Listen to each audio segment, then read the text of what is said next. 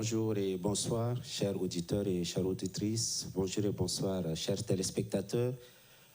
Merci une fois de plus de nous recevoir chez vous, de là où vous êtes, dans vos salons, dans vos bureaux. Merci une fois de plus d'avoir fait ce déplacement à cette nouvelle édition de La Voix de la Saison, session août 2018. Nous rappelons le thème que nous débattons pendant cette Voix de la Saison, c'est sous le thème « Le serment confessionnel ». Nous savons tous que depuis la 4e République, ici au Tchad, il est institué par une ordonnance numéro 013, un serment confessionnel afin d'accéder à certains postes de responsabilité. Et il est institué par cette ordonnance numéro 013, que je me permets de lire ici pour que nous en ayons tous connaissance. L'article 1 de cette ordonnance nous dit « Il est institué un serment confessionnel selon la formule suivante.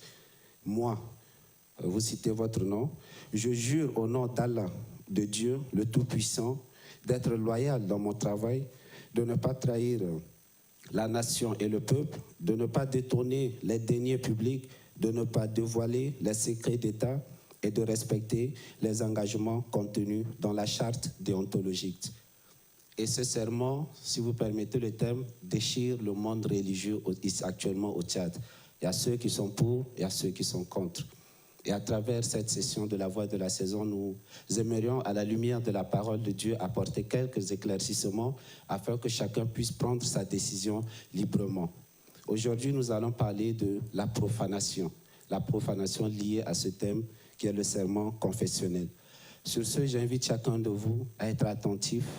J'invite chacun de vous, ceux qui ont leur Bible chez eux, ici, à les apprêter parce que nous allons lire la Bible et à la lumière de ce qui est écrit dans la Bible, débattre de ce qui vient de Dieu. Sur ce, je souhaite bonne écoute à chacun de vous et bonne soirée.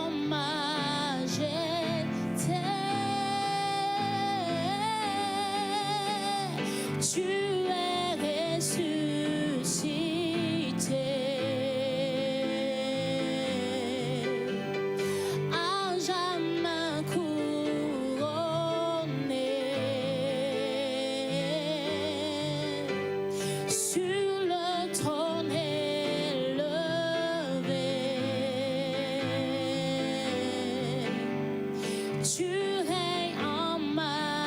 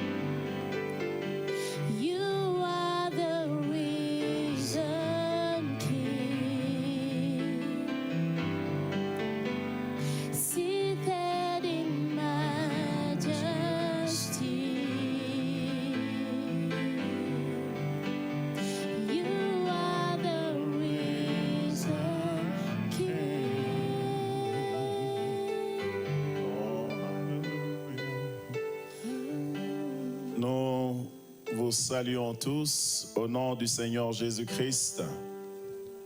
Grande est notre joie de nous retrouver en ce lieu, chez vous, autour de ce thème important, un chrétien est-il permis de jurer? Nous allons poursuivre. L'intention est de toucher la profanation aujourd'hui, mais si le temps ne nous permet pas de toucher la profanation, nous allons consacrer quelques minutes à la profanation demain et tirer une conclusion quant à ce thème merveilleux dont nous débattons depuis quelque temps. Je voudrais prier le Seigneur si vous permettez. Nous voulons te dire merci, notre Père, pour ta grâce et pour tes bienfaits. Nous voulons nous remettre entre tes mains en ce lieu et te confier ceux qui nous suivent au loin, Seigneur. Ouvre nos cœurs et nos pensées afin de comprendre les Écritures. Merci. Au nom de Jésus-Christ, Amen. Gloire à Dieu. Voilà, autour de ce thème de est-ce que le chrétien peut jurer? Parce que je reste dans un terme qui est très familier à nous, jurer, que de rester longtemps dans le serment et compliqué encore avec un mot serment confessionnel. En tout cas, serment égale à serment, promesse égale à promesse. Si tu es incapable de tenir promesse, il ne faut pas faire des promesses. Et nous allons repartir dans Matthieu. Je demandé aux gens de m'attendre dans Matthieu 5. Je l'ai ébauché hier. Et à chaque fois que Jésus parlait dans le Nouveau Testament, les pharisiens venaient lui demander, mais de quelle autorité parles-tu? De quel courant de pensée es-tu? Qui a été ton encadreur? De quelle école théologique tu es sorti? Lorsque nous faisions encore des dissertations, peut-être à l'université ou bien en terminale, il est dit qu'il faut soutenir ces argumentations par des philosophes, si vous êtes en philosophie, en tout cas des savants qui ont parlé de la même chose avant vous. Ils sont appelés des autorités dans ce domaine. Et depuis que nous sommes ensemble, notre intérêt se situe simplement à la lecture et à l'accent sur le texte lu, tentant d'expliquer simplement le texte tel qu'il se présente à nous. Et jusqu'à ce point, la question est que le chrétien peut jurer.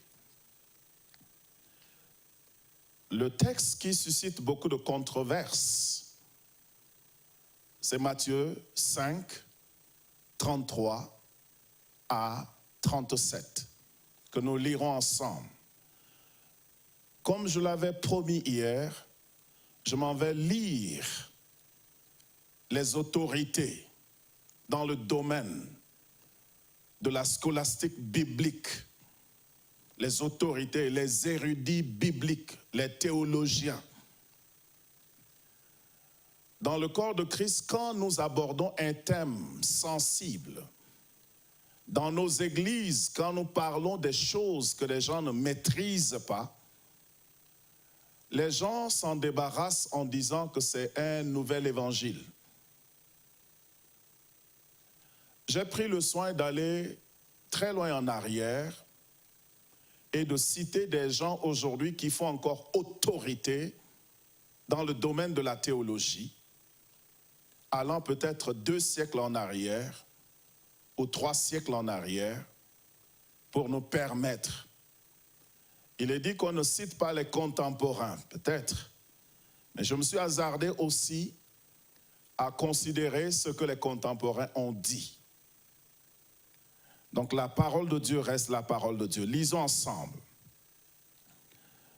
La Bible dit au verset 33, Le titre ici, c'est parjure, vengeance. Parjure, c'est-à-dire jurer faussement. Donc dans ma Bible, il y a un titre qui est donné à cette portion ou un sous-titre. Parjure, verset 33. Vous avez encore appris qu'il a été dit aux anciens, tu ne te parjureras point, mais tu t'acquitteras envers le Seigneur de ce que tu as déclaré par serment. Mais moi, je vous dis de ne jurer aucunement ni par le ciel, ni par le ciel parce que c'est le trône de Dieu, ni par la terre parce que c'est son marchepied, ni par Jérusalem parce que c'est la ville du grand roi. Ne jure pas non plus par ta tête, car tu ne peux rendre blanc ou noir un seul cheveu. Quand bien même aujourd'hui nous pouvons teindre nos cheveux. Jésus est en train de parler dans la profondeur et non de l'extérieur. Que votre parole soit oui, oui, non, non. Ce qu'on y ajoute vient du malin. Gloire à Dieu.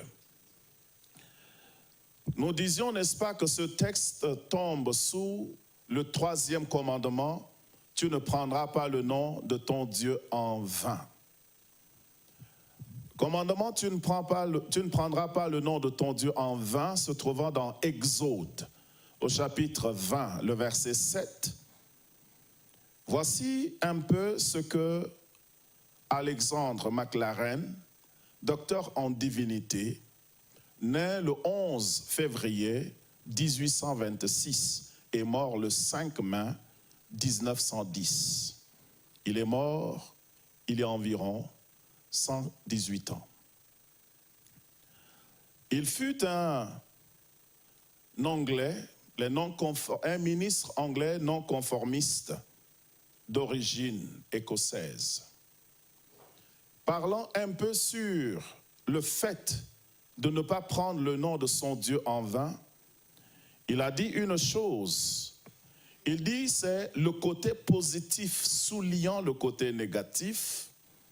Et ce côté positif est la nécessité ou la condition nécessaire que nos déclarations, nos expressions de Dieu conviennent à nos pensées de Dieu et que nos pensées de Dieu conviennent au nom de Dieu.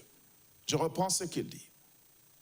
Il dit ce texte se présentant négativement est plutôt,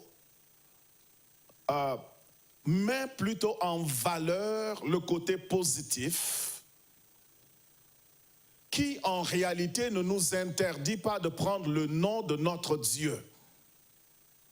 Mais qu'en prenant le nom de Dieu, qui est l'expression, que notre expression, ce que nous disons de Dieu,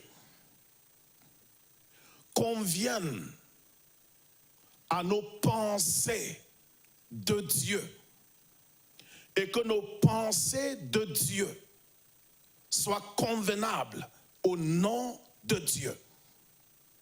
Ce qui fait retentir en nous Philippiens 4, verset 8, qui dit « Au reste, frères, que tout ce qui est vrai, que tout ce qui est honorable, que tout ce qui est juste, que tout ce qui est vertueux, que tout ce qui est digne de louange et d'approbation soit l'objet de vos pensées. » Donc ce commandement, ce n'est pas seulement au niveau verbal. Vous verrez que Dieu a déclaré « Ce peuple m'honore des lèvres, mais son cœur est éloigné de moi. » Donc Alexandre Maclaren, ce docteur en divinité, nous dit que ce texte-là, au contraire, présente le côté positif et nous exhorte de ce côté-là. Il dit que nos paroles, en d'autres termes, que nos paroles soient le miroir de notre vraie affection, c'est-à-dire le reflet de notre vraie affection pour la beauté de Dieu et la gentillesse, l'amabilité, la douceur et la tendresse de Dieu. Donc ça nous invite à faire cela. Que nos lèvres purifiées révèrent son nom, déclarent son nom avec amour, déclarent son nom et le nom qui est au-dessus de tout nom. Comment Dieu donnerait à Jésus le nom qui est au-dessus de tout nom et ne nous permettrait pas de l'utiliser?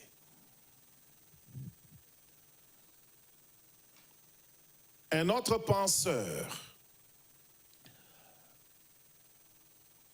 faisant l'exégèse de Matthieu chapitre 5, publié, n'est-ce pas, dans la thebiblegateway.com.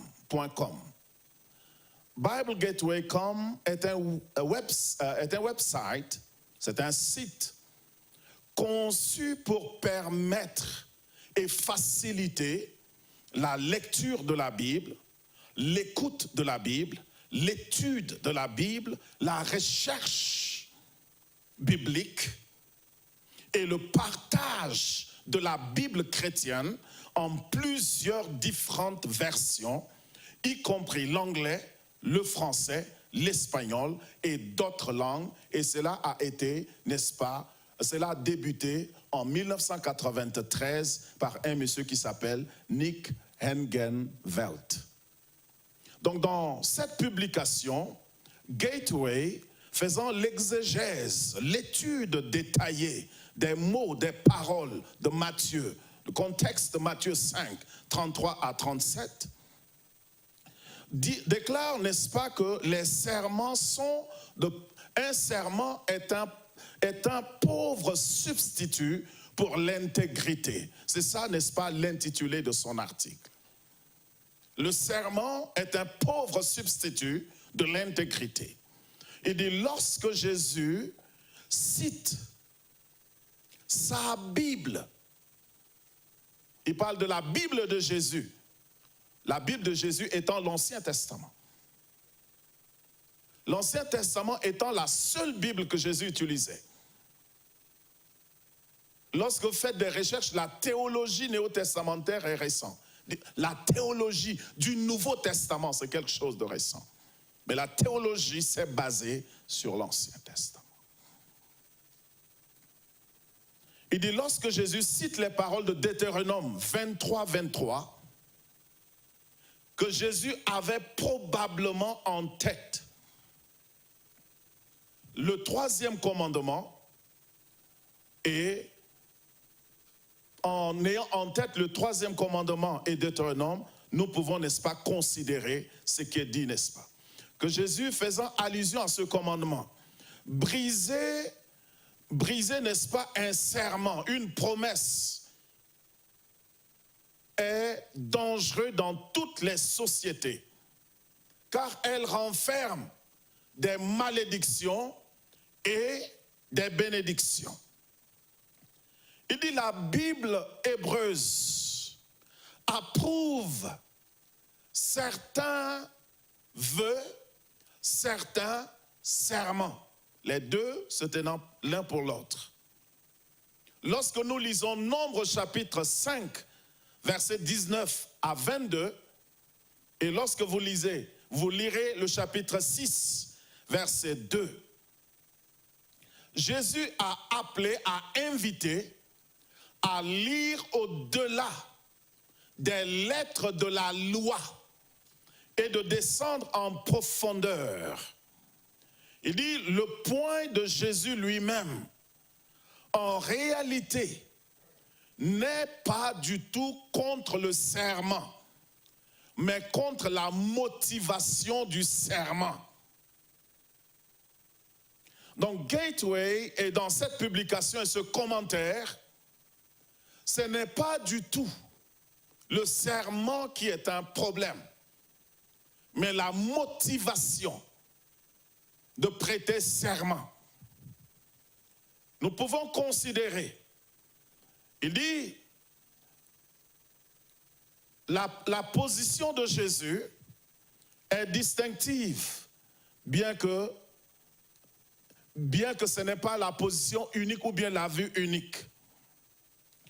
Il dit, pendant le temps de Jésus, tous les rabbis, ou les rabbins, je m'excuse, tous les enseignants juifs acceptent pour valide tout serment. En poursuivant que le point essentiel de Matthieu 5, 33 à 37, est l'intégrité. Parce que quelqu'un peut prêter, quelqu'un peut dire au nom de Dieu, Allah Wallahi, mais il peut le dire faussement, sans intégrité du tout. Et tout à l'heure, en lisant ce qui est très commun, ou ce qui fut très commun en Moyen-Orient, et c'est jusqu'aujourd'hui. Quelqu'un a dit il fallait voyager dans ces contrées pour comprendre ce que Jésus a dit. Dans une seule phrase au marché, que les gens peuvent glisser des serments ou bien le fait de jurer, juste comme ça. Alors, les Juifs, donc tout vœu, toute promesse, toute parole qui sort de notre bouche n'a pas besoin de serment avant que nous ne l'exécutions. Donc Jésus est en train de dire, ce n'est pas parce que tu n'as pas prêté serment en le disant que Dieu n'a pas entendu. Mais que tout ce qui sort de ta bouche, Dieu l'entend déjà. Donc, prononcer, jurer en réalité n'a pas beaucoup de valeur. Si déjà tu sais que tout ce qui sort de ta bouche, Dieu prend en compte.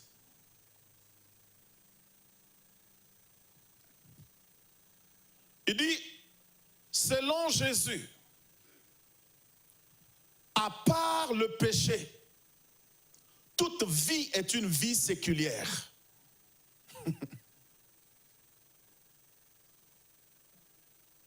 À part le péché, toute vie est une vie séculière. Je peux continuer et parler de ce que Gateway a publié, mais ils disent ici, éviter un vœu, un serment est inadéquat. Je peux vous donner le document si vous parlez anglais. Il dit éviter un vœu, un serment, je m'excuse, un acte, est inadéquat. Parce que le point dans le serment, c'est la recherche de la vérité. Et si on te demande, parce que les gens sont limités, recherche la vérité, et que tu évites, c'est inadéquat.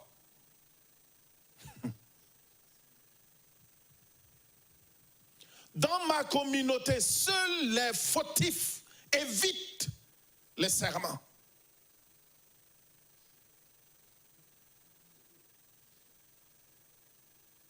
Toi, en tant que chrétien, tu n'auras même pas de difficulté parce que tu vas tenir parole. Donc, en quoi le serment est un problème chez toi? Es-tu déterminé à aller fauter?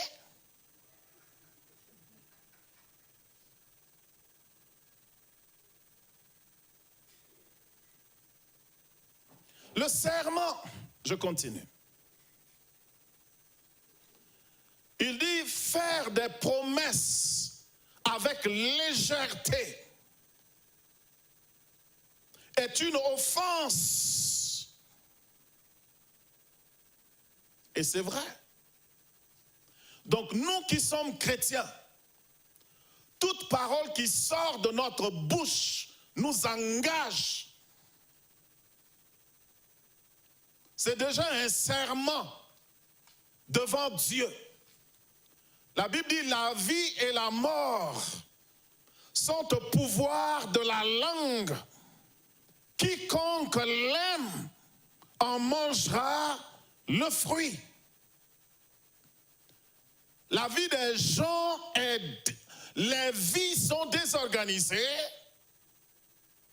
Lorsque je sors là, je te promets ceci, je te promets le mariage, je te promets le mariage, je te promets le mariage. Devant Dieu déjà, c'est un engagement qui te lie.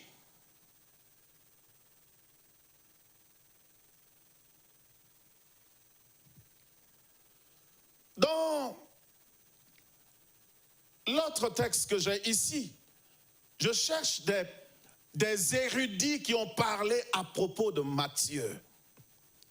Je finirai par l'encyclopédie des difficultés bibliques. Et je lirai ce qu'ils ont dit en intégrale sur ce texte de Matthieu. Commentant sur Matthieu, chapitre 5, 33 à 37, Mike Napa, aujourd'hui âgé de 54 ans, est un auteur qui vit à Norman, à Oklahoma, aux États-Unis. Il a écrit plusieurs livres que je ne me suis pas permis de citer l'ensemble, mais il a écrit Annabelle Lee, il a écrit Instant Family Devotion, donc la dévotion familiale instantanée. Il a écrit The Jesus Survey, donc le survol de Jésus. Il a écrit God in Slow Motion, donc Dieu en mouvement lent. Il a écrit Zacharie, Zoo, donc le zoo, comme zoo, là où vivent les animaux, le zoo de Zacharie, etc. Parlant à ce point, il dit qu'en Israël ancien, un serment est à la fois un acte rituel et un acte qui engage, qui a caractère obligatoire. Il dit, les serments sont invoqués dans les procès pour s'assurer, c'est la supposition, que le témoin dira la vérité. C'est en ancien Israël. Je me permets de dire que je vois cela dans les films, donc c'est possible que c'est la même chose dans notre pays. Que le témoin lève la main et jure de dire la vérité, rien que la vérité et toute la vérité. Je jure.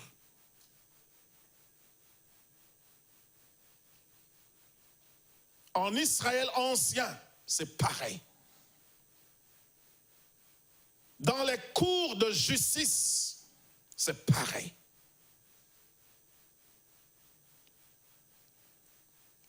Ils invoquent cela. Et les serments aussi rassurent les gens que les gens ne vont pas briser leur allégeance. C'est une garantie que la personne accomplira son obligation selon la règle, selon la déontologie, comme dirait le juriste Fauba tout à l'heure. Et il a analysé le texte dans un commentaire, dans la perspective de commentaire culturel. Il a fait une approche culturelle. Il dit les gens jurent par ce qui a plus de valeur qu'eux. Les gens jurent par ce qui est plus élevé qu'eux. On a dit ça hier. C'est pour nous assurer que nous sommes sur la bonne voie. Donc les gens jurent par un plus grand. Hébreux 6, 14 à 16 dit, Dieu ne pouvant pas jurer par un plus grand que lui, jura par lui-même. Mais nous jurons par ce qui a plus de valeur que nous. C'est ainsi que vous verrez, les Juifs jurent par le temple, les Juifs jurent par Jérusalem, ils jurent par le ciel, et ainsi de suite. Et Jésus va leur faire des reproches là, on va y arriver. Et il y a de la subtilité chez les pharisiens en faisant ça, et en enseignant le peuple à dire ça. Il y a quelque chose de profond que Jésus condamnait derrière. Il dit, au temps de Jésus, les pharisiens avaient utilisé une gamme de sémantique, c'est-à-dire une façon de parler, utilisant des aptitudes subtiles, leur donnant des excuses pour se libérer du danger de serment. Lorsque nous finissons de considérer ce qu'il dit, voici la subtilité des pharisiens. Comme le disait quelqu'un tout à l'heure, tout serment, le fait de jurer, comporte des bénédictions et des malédictions. Et on jure par un plus grand que nous, en faisant appel à sa justice, si nous ne tenons pas parole. Alors, les pharisiens connaissant cela, et que eux-mêmes vivant mal, avant en Israël, les gens juraient au nom de Yahweh, de l'Éternel. Mais ce nom pour tout juif revêt une puissance terrible. 200 ans avant Jésus, les rabbins avaient cessé même d'écrire ce nom, le remplaçant par le Seigneur Adonai ou bien d'autres. Parce que même, j'ai lu dans un document, un scribe, pour recopier une portion de la loi, quand il arrive sur le nom Yahweh, il va se laver. Il revient changer de stylo. Il écrit le mot Yahweh et il reprend l'autre stylo et il continue. Le nom avait une puissance de bénédiction et de destruction pour quiconque l'utilisait pour des mauvais motifs. Alors, au temps de Jésus, les pharisiens avaient trouvé des subtilités en jurant par le temple, par Jérusalem, par le ciel, évitant de jurer par Dieu qui les punirait. Comment est-ce que le temple va me punir? Comme c'est de la sottise. C'est lorsque la parole de Dieu est entre la main d'une mauvaise personne. La personne va manipuler la parole pour convenir à ses besoins. C'est ainsi que lorsque vous lisez Matthieu chapitre 23, 10 à 16, Jésus va les condamner. Les Juifs disent, si tu jures par le temple et que tu n'obéis pas, ce n'est pas grave. Mais si tu jures par l'or du temple et que tu ne le fais pas, tu seras puni. Jésus a dit, mais est-ce que c'est le temple qui sanctifie l'or ou l'or qui sanctifie le temple? Leur cœur était gagné par le gain.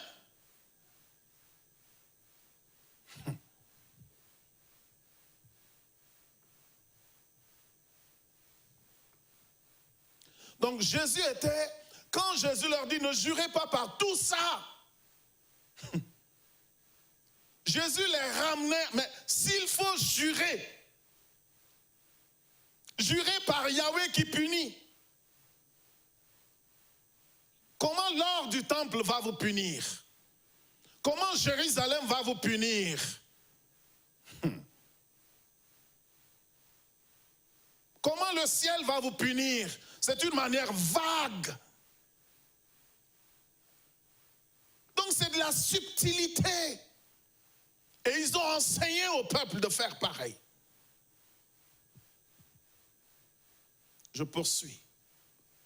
James J. Durham, né le 13 avril 1849 et mort le 11 décembre 1920 aux États-Unis. Commentant sur Exode, il dit que un certain nombre de choses, prêter serment n'est jamais mauvais. Mais avant que tu ne prêtes serment, il faudrait prendre en compte un certain nombre d'éléments. Ce qui doit t'amener à prendre, à jurer, doit être quelque chose de vrai et d'important ou de nécessaire. Si ce n'est pas important, si ce n'est pas vrai, si ce n'est pas nécessaire, si ça ne sauve pas la vie de quelqu'un,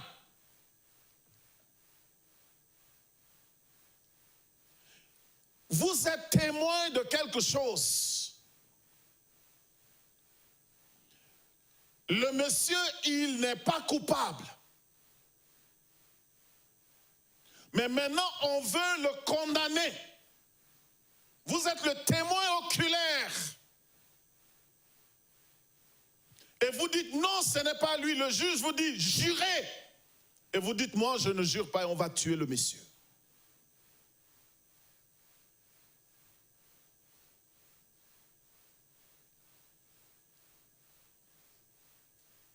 Donc quand c'est vrai et cela a du poids, de la nécessité,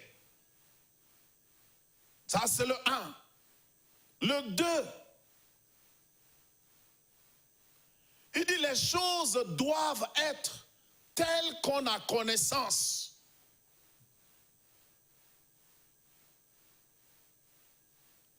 Les choses doivent être telles qu'on a connaissance avant de jurer. Quand on n'en est pas sûr, on ne jure pas. Quand on n'est pas sûr des motivations, quand on n'est pas sûr où est-ce que ceci va me mener, quelle est l'intention derrière ceci, quand je n'ai pas connaissance des ramifications, je ne jure pas. C'est pourquoi ces enseignements sont importants. Pour le ministre qui doit jurer, pour le président qui doit jurer, sans connaître les implications de ce que c'est que le serment, on ne doit pas risquer cela. Mettre sa femme en danger, mettre sa famille, ses enfants, mettre ses possessions en danger. La justice divine existe.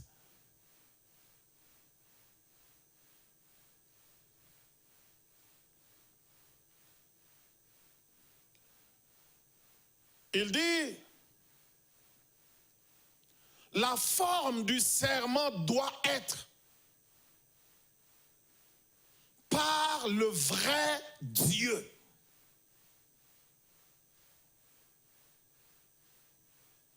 Donc si le serment doit m'amener à ne pas prêter serment par mon Dieu, je ne dois pas prêter serment.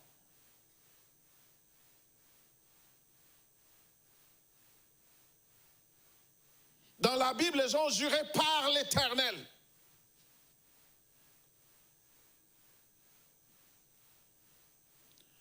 Il dit que ça doit être quelque chose qui édifie, qui construit, qui bâtit.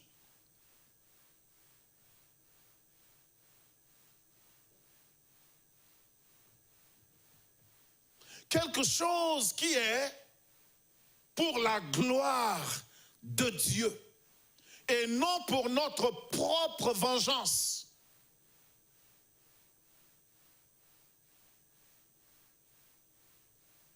Lorsque le magistrat nous y appelle, quand c'est comme ça, quand ça édifie, ça glorifie Dieu, ça bâtit, ça construit, on peut être partie prenante d'une telle chose.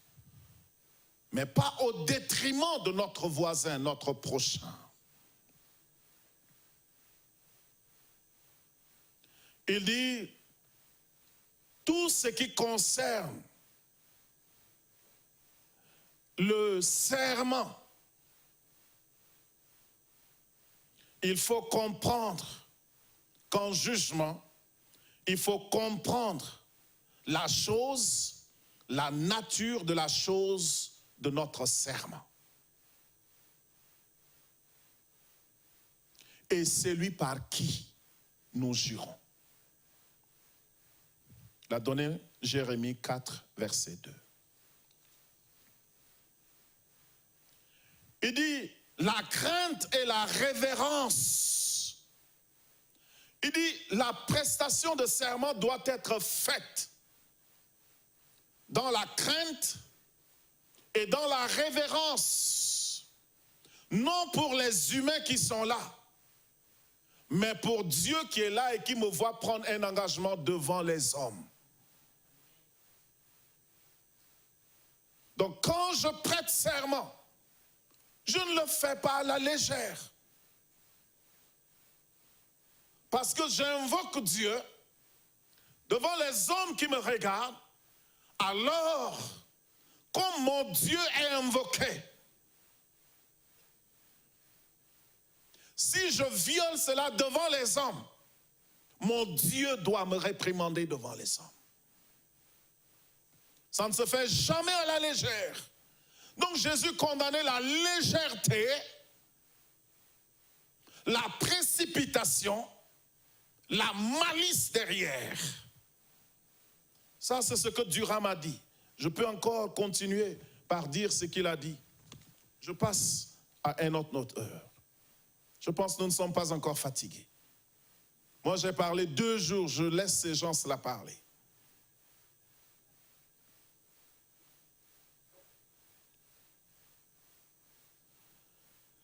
Je vais revenir à la profanation vers la fin, mais j'ai encore un ensemble d'érudits ici qui ont parlé. Tout ça, c'est Matthieu 5, 33 là seulement. Ici, il y a un monsieur qui s'appelle Charles Ellicott. Charles Ellicott. C'est un commentateur biblique. Né en 1819 et mort en 1905. Un Anglais, un théologien chrétien anglais de grande distinction. Un académicien et un homme d'église. Il servit comme doyen à l'université Exeter. Et il fut bishop, c'est-à-dire évêque. En commentant au verset 33, quand Jésus a parlé des anciens, il dit ici encore la référence est faite à la lettre telle qu'enseignée par les rabbins, qui n'allait pas au-delà des lettres pour voir l'esprit. Jésus a dit quelque part, la lettre tue, mais c'est l'esprit qui vivifie. Donc quand je prête serment, si je prête serment faussement, certaines personnes qui me regardent peuvent discerner. Quand tu parles, certaines choses que tu dis de ta bouche, c'est là où c'est important de regarder en face la personne qui vous parle. Parce que l'homme a la capacité, d'une certaine manière, exprimant de manière limitée la préscience de Dieu, l'homme peut aller au-delà de vos paroles et savoir qu'en réalité, ce que vous dites n'est qu'une mascarade. Ce n'est pas ce que vous dites. Votre bouche dit une chose, votre esprit est en train de penser une autre chose. C'est un piège.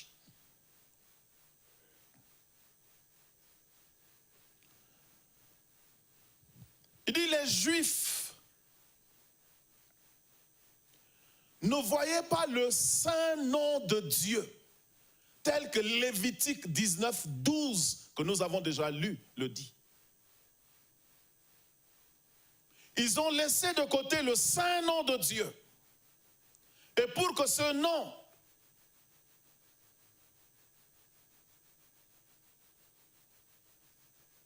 ne soit pas profané et qu'ils en reçoivent correction, ils évitèrent en mentionnant les éléments. Eliot retour. C'est des gens qui ont vécu dans des périodes différentes, qui ne se sont jamais rencontrés. Ils ont compris le texte de la même manière.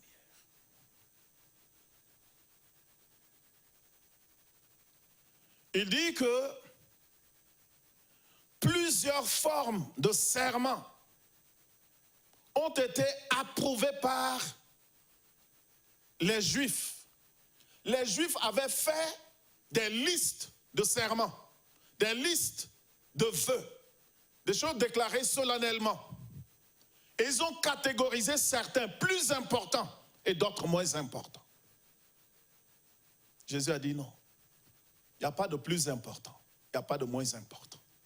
Un serment reste un serment. Une promesse reste une promesse. Celui qui a volé 1 million, celui qui a volé 10 francs sont tous appelés voleurs. Il n'y a pas un autre nom pour les deux.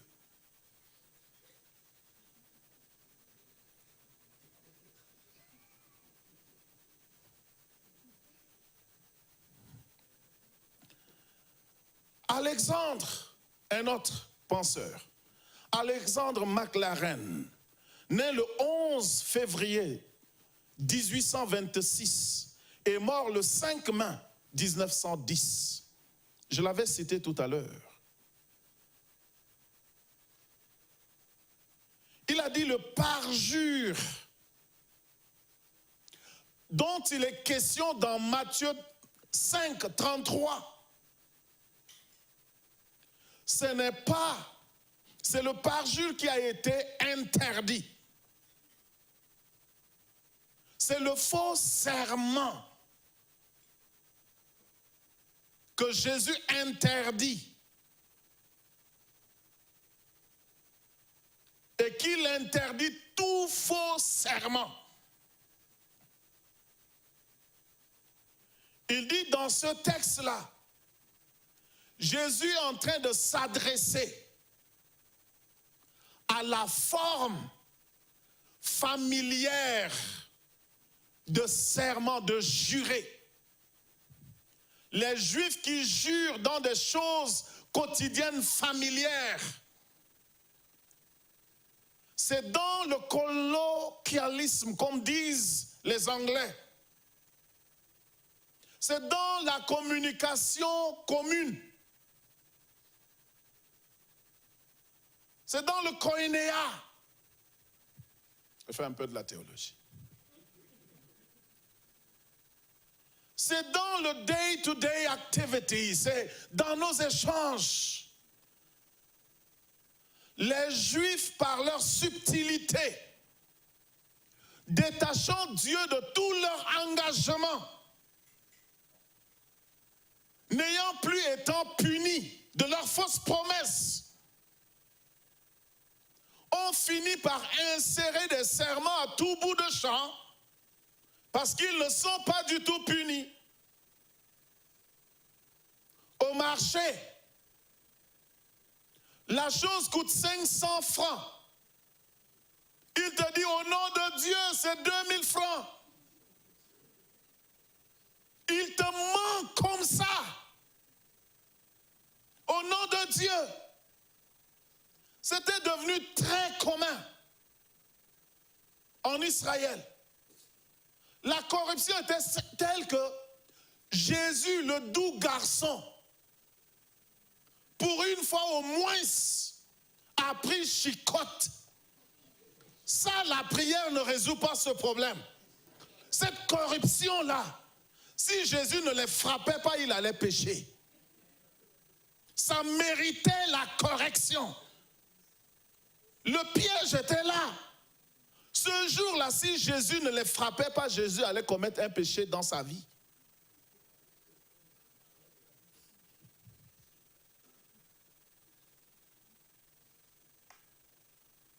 Donc, les rabbins, les pharisiens étaient corrompus et enseignaient au peuple de faire pareil.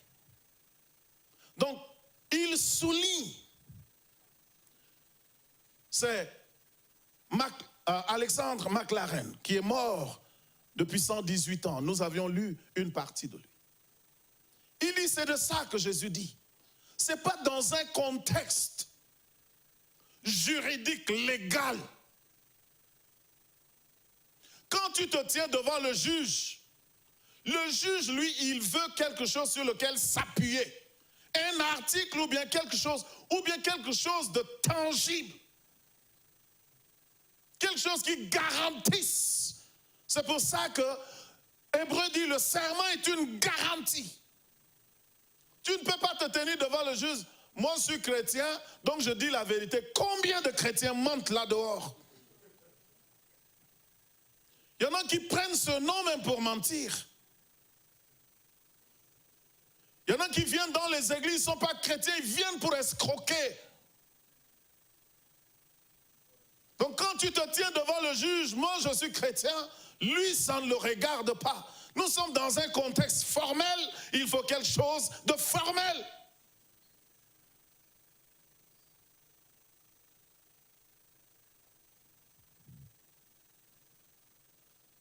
Donc c'est dans le familier, dans le parler au quotidien. Matthieu 33 s'inscrit. Donc Jésus leur interdit, Jésus leur demande d'ôter, c'est Allah Wallahi, c'est au nom de Jésus, c'est au nom, tout ça ôtez ça. Votre problème c'est l'intégrité. Vous ne pouvez pas placer Dieu pour valider votre malhonnêteté. Vous appuyez votre malhonnêteté par Dieu pour que les gens acceptent.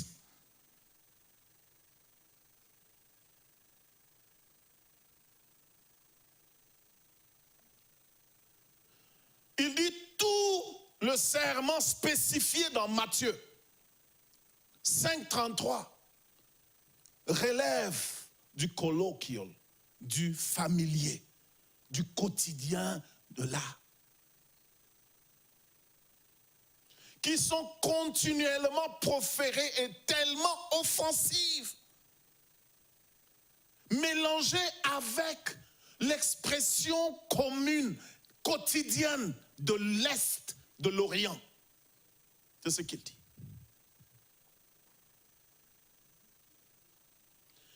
Il dit que nulle part il n'a vu autant de menteurs. Il dit nulle part il n'a vu les gens faire autant de serments, de vœux, au nom de Dieu. nulle part, sauf en Orient quand il est parti. Il dit, c'est quand il est parti là-bas qu'il a compris ce que Jésus confrontait.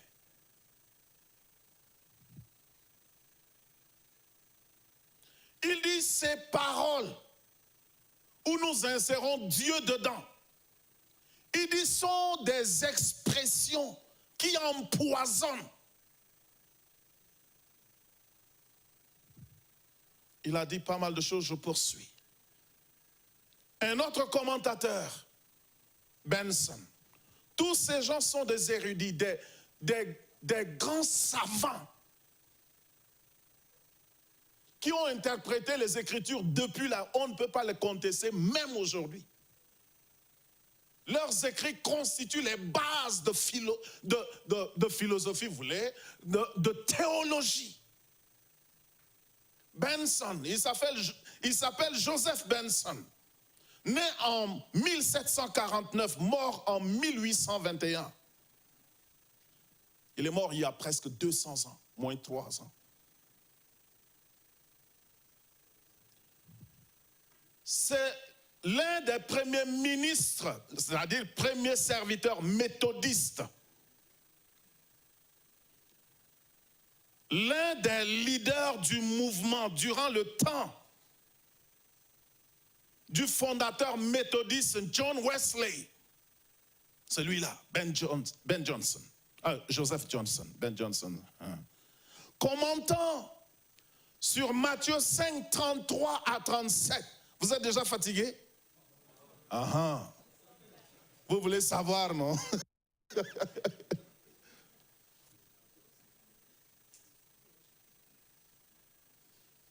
Commentant sur cela,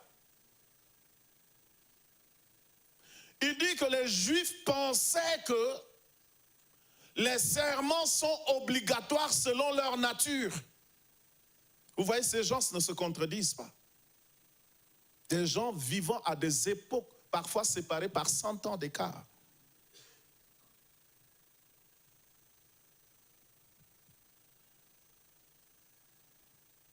Et il rejoint ce que les autres ont dit en mentionnant le fait que les Juifs avaient trouvé un moyen, pas les Juifs d'une manière générale, mais les pharisiens. Donc Jésus s'attaquait à cette manière pharisianique, si c'est vrai. Il s'attaquait à cela.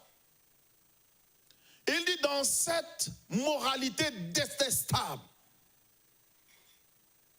Jésus condamne la mauvaise expression des paroles incluant le nom de Dieu. Il dit, en aucun cas, il dit que Jésus n'a condamné le fait de jurer devant un magistrat en aucun cas. J'ai surlié. Il dit le fait, il dit dans Matthieu, Jésus n'a pas condamné le fait de jurer devant un magistrat. Il dit en aucun cas. Ou bien, il dit devant un magistrat, ou devant une situation grave, ou devant, pendant une occasion solennelle.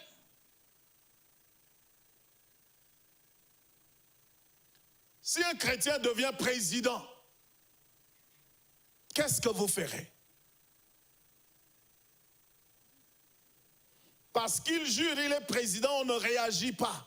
On devient comme des pharisiens qui condamnent un aspect et tolèrent l'autre. Ça n'a jamais été condamné. Joseph Benson dit que ça n'a jamais été condamné. Il dit, ni devant un magistrat, ni devant une situation grave, ni devant une occasion solennelle.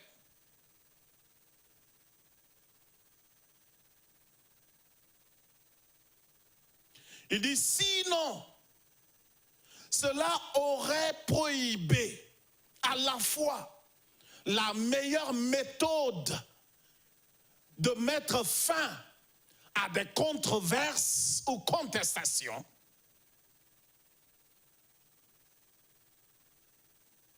là où on fait appel de manière solennelle à Dieu pour mettre un terme à nos contestations, à sa divine omniprésence.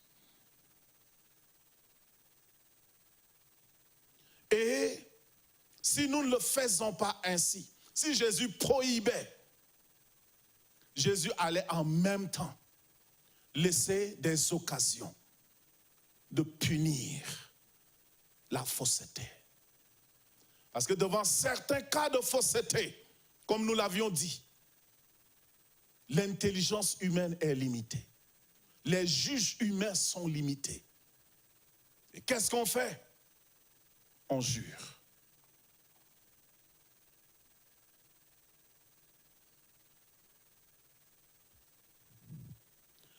Maintenant, souvenez-vous qu'on jure par sa divinité. Si vous êtes chrétien, vous ne jurez pas selon la méthode des païens. Qu'on vous permet de jurer au nom de votre Dieu dans des solennités. Dit, commentant sur ce que Jésus dit, que votre communication, que votre oui soit oui, que votre non soit non. Il demande d'éviter ces vœux, ces serments, où le nom de Dieu est exprimé directement, avec une attitude comme si nous maintenons une sorte de sincérité, mais qu'au fond, il n'y a pas de sincérité. Il rejoint les autres.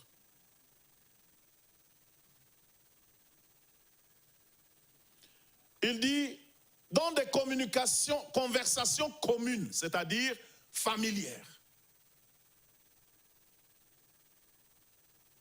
Il dit, pour que nous puissions gagner de crédit, nous n'avons pas besoin de faire des déclarations en insérant absolument le nom de Dieu dedans. Quand tu veux gagner de crédibilité, en invoquant Dieu, quelque chose ne va pas.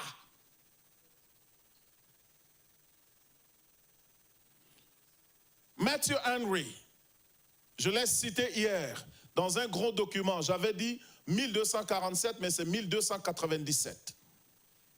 Mais ici, je cite quelque chose dans ce qu'ils appellent Matthew Henry's Concise Commentary, dans un commentaire très concis, très précis.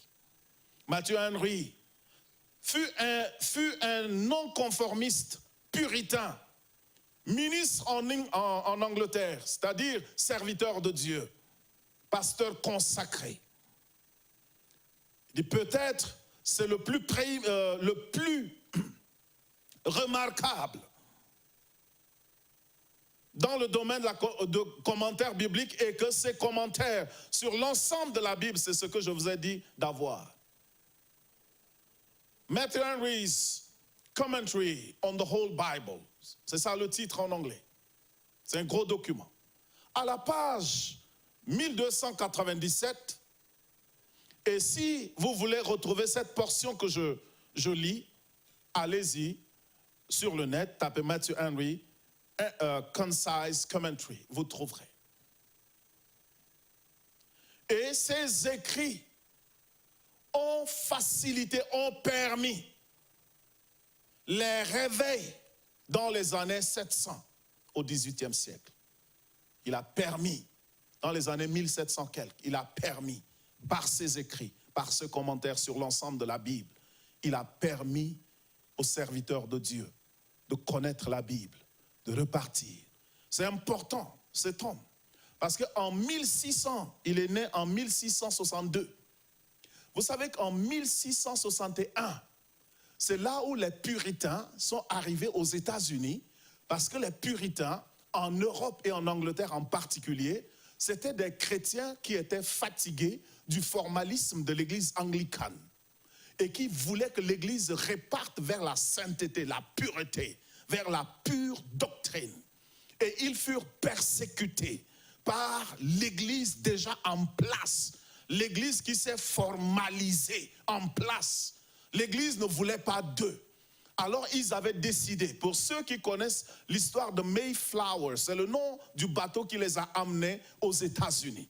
Quand ils voulaient partir aux États-Unis pour fuir la persécution, ils n'avaient pas d'argent. Et ils avaient simplement signé des contrats avec des gens riches qui partaient commencer des plantations. Et ils partaient travailler dans les plantations pendant quelques mois pour payer leur transport de l'Europe là-bas. C'est ceux-là qui constituent les pères des États-Unis. Donc c'est ça, en 1661, pour la première fois, la fête Thanksgiving aux États-Unis. C'est parce que quand ils sont arrivés pauvres, ils sont venus d'Europe, pas habitués au coin, la maladie a décimé une grande partie. Partis à 100 quelques, en quelques jours, ils sont restés une trentaine seulement. Ils avaient faim parce qu'ils sont descendus comme ça. Les Indiens sont venus les aider. Donc, les Indiens sont venus les aider. Ils ont partagé leur repas avec eux. C'est pour ça qu'aux États-Unis, la fête de Thanksgiving, on partage avec le voisin. Il y a toujours le dinde sur la table et tout ça. C'est parti des puritains qui ont fui la persécution en Europe. Et lui, il est né 1 an après. Et quand il est né, il a grandi. Et lui aussi, il a été un non-conformiste. Il ne voulait pas se conformer à ce qui se faisait là déjà. Donc, il a pu maintenir une sainteté spirituelle et une sainteté de doctrine. Et ses écrits ont propulsé le réveil des années 1700.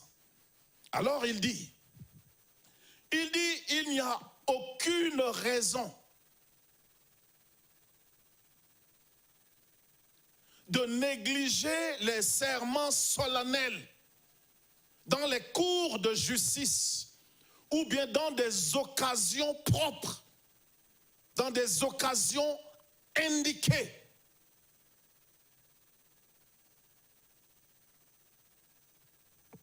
Il dit tout cela n'est pas mauvais, pourvu que cela soit fait avec révérence. C'est-à-dire, tu sais que Dieu te prend en témoin et que tu le fais vraiment en vue d'exécuter ce que tu as dit.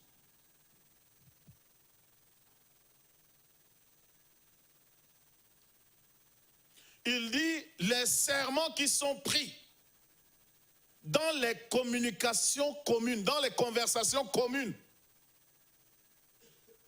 où les enfants viennent prendre une gorgée de bouillie sur la table et quand maman lui dit, il dit, Allah wallahi, je n'ai pas touché.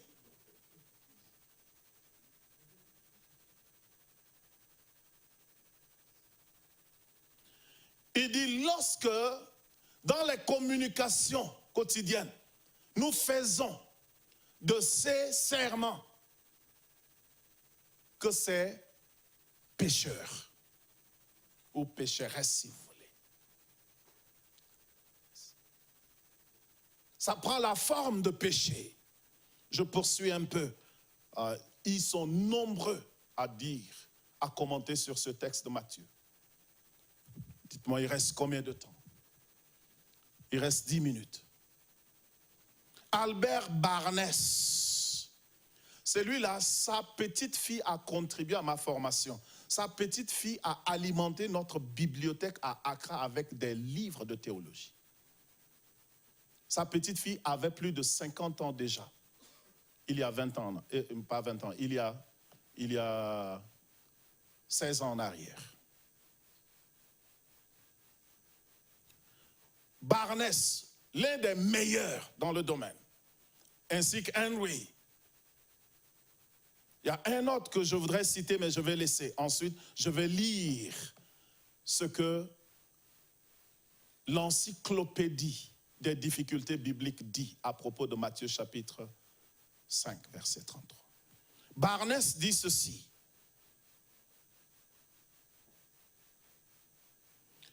Concernant les lois, Barnes, c'est un théologien qui est né le 1er décembre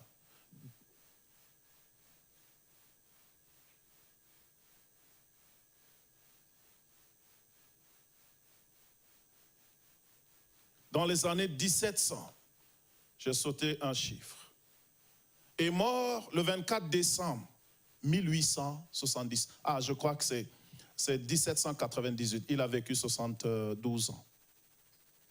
1798. Et il est mort en 1870. Un théologien américain de New York. Il dit la loi concernant jurer faussement et Matthieu ne sont pas une prohibition dans des occasions formelles. J'ai envie de lire ceci, mais vu que nous sommes pratiquement, je suis en train de faire ce que l'école m'a demandé. Parce qu'à l'école, on m'a dit je ne peux pas parler comme ça seulement et le professeur va prendre en compte. Il faut que je parle des gens plus grands du domaine. On appelle ça des citations. C'est pourquoi j'ai cité. Ce n'est pas un nouvel évangile. J'ai cité des pères. Voici l'encyclopédie des difficultés bibliques. Je l'ai acheté un jeudi 17 mars 2011. Jeudi 17 mars 2011 à la librairie La Clé. C'est toute une série. Il y en a sur l'axe du contournement. Vous pouvez en acheter.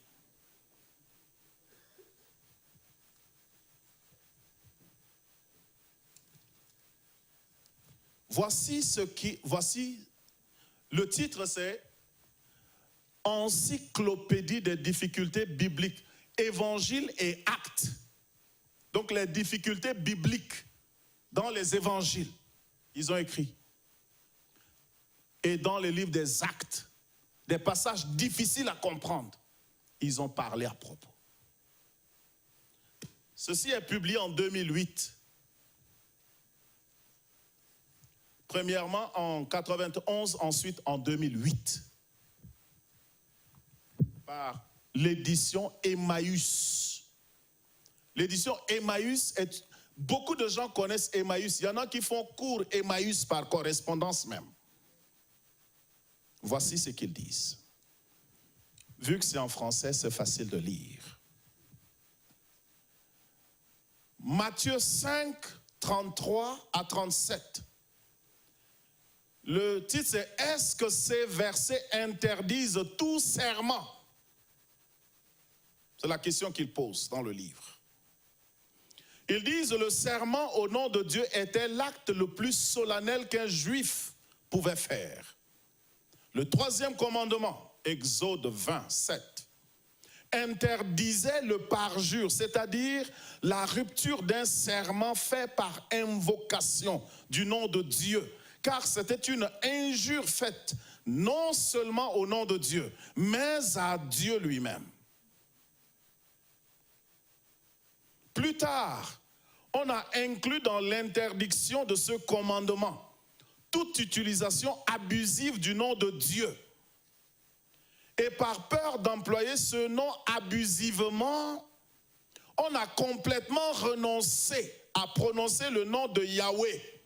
Même dans la lecture du texte biblique, où on le remplaçait habituellement par Adonai, qui égale à Seigneur.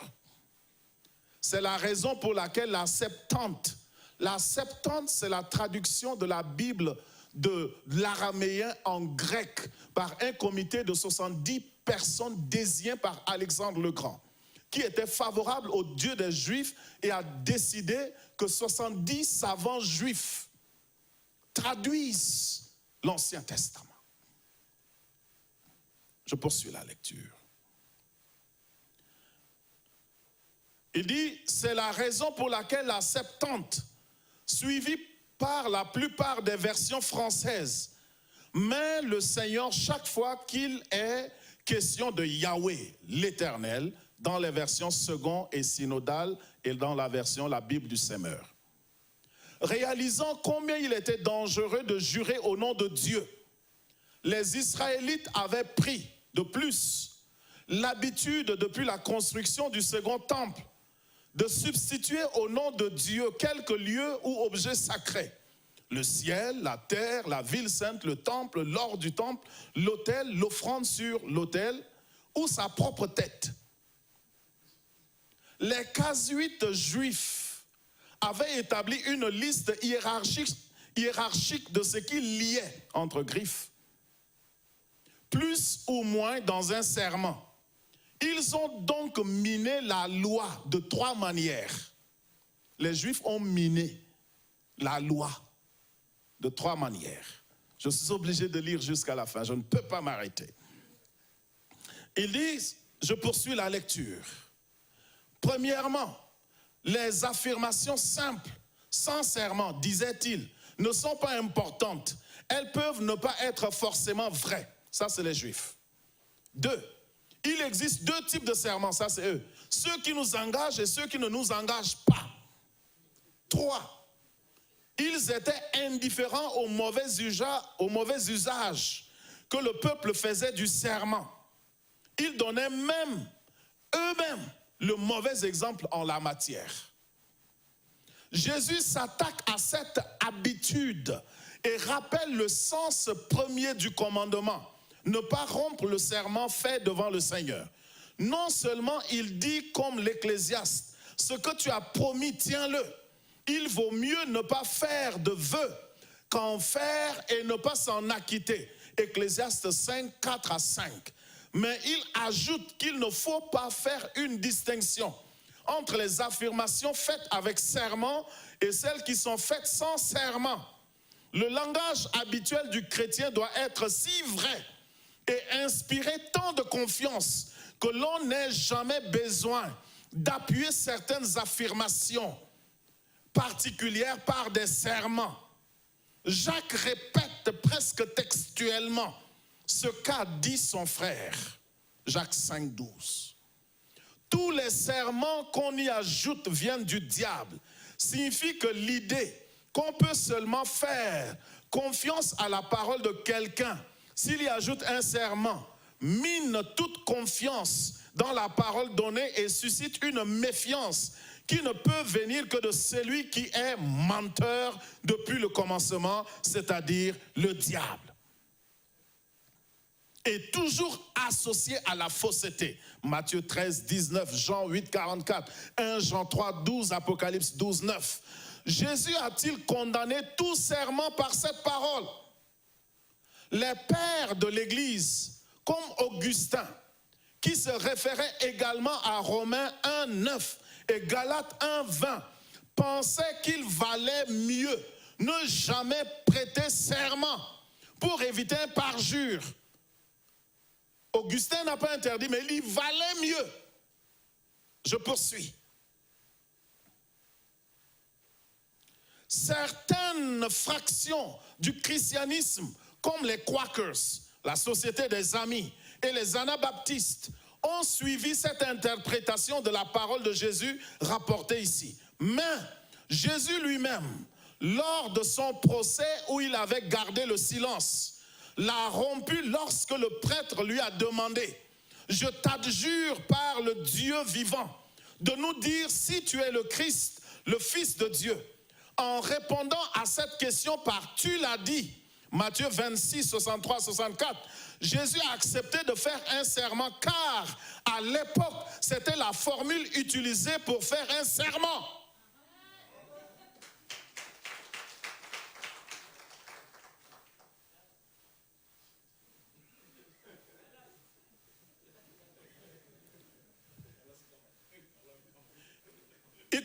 Il a donc respecté la loi au sujet des serments.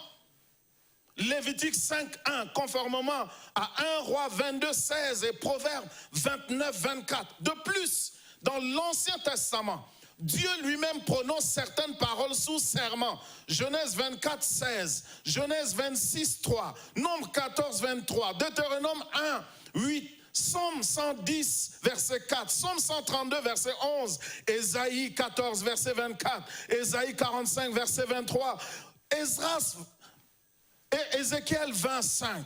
Dans Hébreux 6, 16, il nous est dit que le serment est un gage de paix et de sécurité. Deutéronome 6, 13 nous recommande même de faire des serments au nom de Dieu. Ainsi, les paroles de Jésus dans ce passage ne se rapportent pas au serment prononcé sur ordre d'une autorité ou par l'action du Saint-Esprit pour renforcer un témoignage. Romains 1, 9, 2 Corinthiens 1, 23, 1 Corinthiens 11, 31, mais s'oppose à l'habitude qu'ont certaines personnes d'appuyer chacune de leurs affirmations par un serment plus ou moins solennel, je te jure, sur la tête de ma mère, et de faire une distinction entre la validité des différents serments prononcés. Jésus voulait que ses disciples soient des hommes dont les paroles sont toujours entièrement dignes de confiance. Encyclopédie des difficultés bibliques. Gloire à Dieu. Nous allons tirer la conclusion demain. Nous bénissons le Seigneur, chers téléspectateurs et téléspectatrices. Notre objectif, c'est d'exposer la vérité. Vous connaîtrez la vérité et la vérité vous rendra libre. Nous bénissons le Seigneur pour ces opportunités. Les controverses ont permis à l'Europe chrétienne de développer beaucoup de théories. Même si la chrétienté ne vient pas de l'Europe. Mais ça a aidé. Nous aussi, les controverses nous aident à puiser plus profondément qu'un chrétien ordinaire et connaître pour nous permettre d'aller de l'avant. C'est la seule manière de progresser. C'est la seule manière. Si nous restons dans les vues, dans les visions traditionnelles. Imaginez, en l'an 600, en 1600, les gens comprenaient déjà ces écritures. Et nous, en l'an 2000, on ne comprend pas. Le retard qu'on a.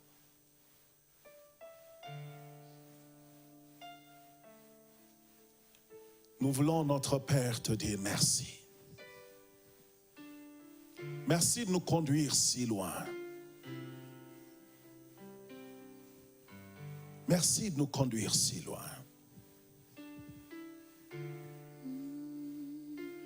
Nous prions que tu crées la faim des Écritures dans nos cœurs, la soif. Je te donne tout de moi. Sois avec tous ceux qui ont écouté ces paroles.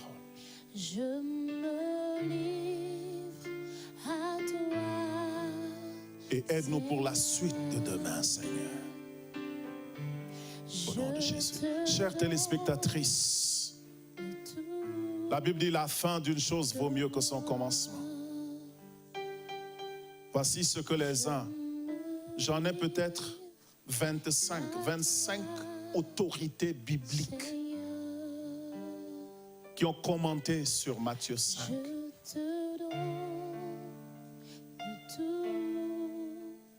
Mais je ne peux pas tout lire aujourd'hui. Mais demain, soyez avec nous pour la conclusion. Que Dieu nous bénisse. Au nom de Jésus-Christ. Amen. Sans rien retenir, sans rien retenir, sans rien retenir, sans rien retenir, je te donne tout de moi. Oui, je me livre à toi, Seigneur. Je te donne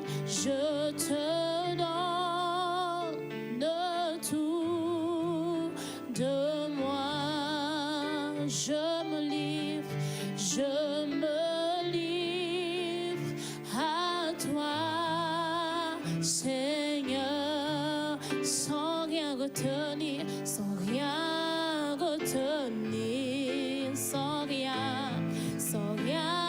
retenir, sans rien retenir, oh, sans rien retenir, sans rien retenir,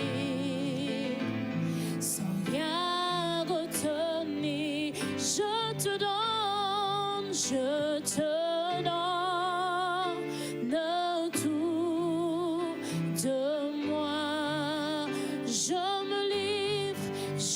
me livre à toi, Seigneur, je te donne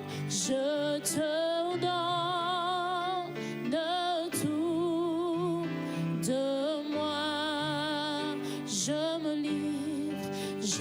me livre à toi, Seigneur, sans rien retenir, sans rien retenir, sans rien retenir, sans rien retenir, sans rien retenir, je me livre totalement à toi, je me livre totalement, tu peux m'utiliser, je me livre totalement à toi, Jésus, je me livre totalement, tu peux m'utiliser, je me livre totalement. Nous vous disons une fois de plus merci pour votre attention, merci de nous avoir reçus chez vous. Rendez-vous est pris pour demain à la même heure pour la conclusion. Et je rappelle qu'il y aura une rediffusion ce soir à partir de 21h. Nous vous promettons d'être là demain pour la conclusion. Que Dieu bénisse chacun de vous. Merci. Je me livre totalement, tu peux m'utiliser, je me livre totalement à toi, mon